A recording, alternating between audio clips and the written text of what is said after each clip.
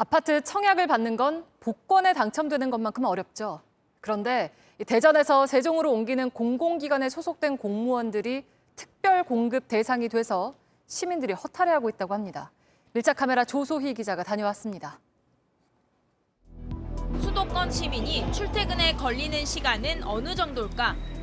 한 35분에서 40분 정도 걸려요. 수지에서 강남까지. 한 1시간 30분에서 40분 정도. 집에서 한 6시 30분 정도에. 지난해에는 평균 1시간 27분이 걸렸습니다. 김포에서 서울로 들어오는 김포공항역입니다. 수도권 시민들이 이 시간을 견디는 이유, 서울에 집을 살 수 없어서인데요. 그런데 20km 남짓 회사를 옮기면서 아파트 우선 분양 혜택까지 주는 직장도 있습니다. 바로 중소벤처기업부입니다. 대전에서 세종으로 옮기는데 소속 공무원들 특별 공급 대상이 됐습니다. 그러면 중기부가 이전하는 세종 청사까지 차로 얼마나 걸리는지 가보겠습니다. 비가 오는 아침 처음 가는 길인데도 40분이 걸렸습니다.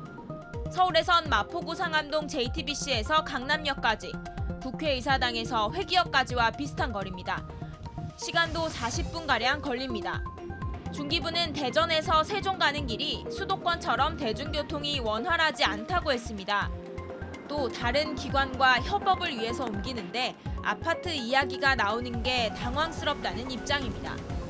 저희 입장에서는 우리 부 공무원들의 공직자들의 자존감에 좀 상처를 입을 것 같고요. 그런 얘기가 회자되는 것에 대해서 굉장히 안타깝죠.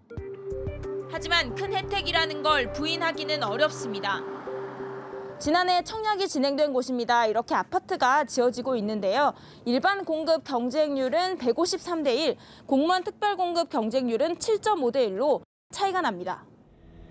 이렇게 청약받은 아파트, 실제로 거주하면 그래도 문제가 없습니다. 세종시에선 지난 10년간 10명 중 1명의 공무원이 공무원 특별 공급을 받아 차익을 남기고 아파트를 팔았습니다. 소위 딱지라 불리는 분양권을 판매한 이들도 1,700여 명이 넘습니다. 당시엔 전매 제한이 없어서 법적 처벌 대상도 아니었습니다. 세종시의 한 아파트 공사 현장입니다. 지난주에 청약 일정이 마무리됐는데 벌써 수억 원의 시세 차익이 형성돼 로또 청약이라고 불리고 있습니다. 공무원은 40%, 일반 공급은 바늘구멍이에요. 2배에서 2.5배 정도.